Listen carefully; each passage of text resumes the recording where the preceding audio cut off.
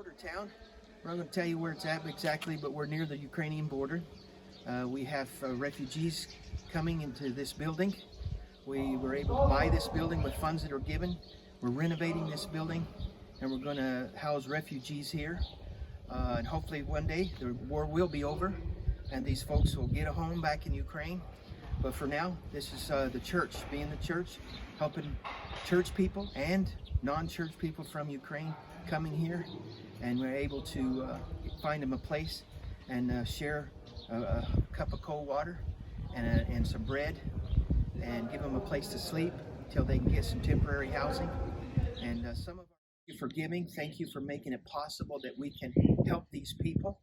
And it is such a blessing to be a part of what God is doing to help refugees. And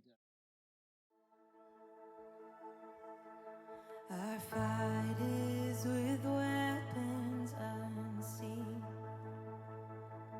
Your enemies crash to their knees as we rise up and worship.